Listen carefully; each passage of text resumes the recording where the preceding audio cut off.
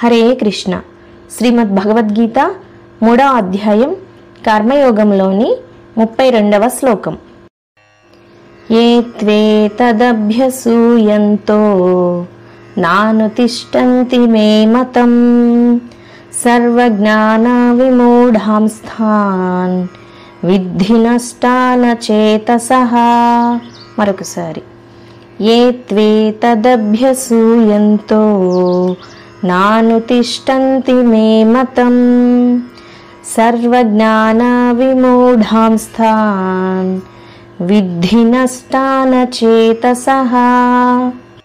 భావం: కానీ నా ఈ బోధనలో లోపాలను వెతికేవారు జ్ఞానం విచక్షణలు లోపించి ఈ సిద్ధాంతములను నిర్లక్ష్యం చేసి తమ భ్రష్టత్వాన్ని కోరి తెచ్చుకుంటారు అని భగవాన్ వివరించారు. వివరణ: భగవానుడు పైన చెప్పిన శ్లోకాలలో ఆధ్యాత్మ మార్గము, నిష్కామ కర్మ బోధించారు. వాటిని శ్రద్ధతో ఆచరించమన్నారు. అసూయను, అనుమానాలను దగ్గరకు రానివ్వవద్దు అని అన్నారు. అటువంటి వారు సమస్త కర్మ బంధనముల నుండి విముక్తులవుతారు.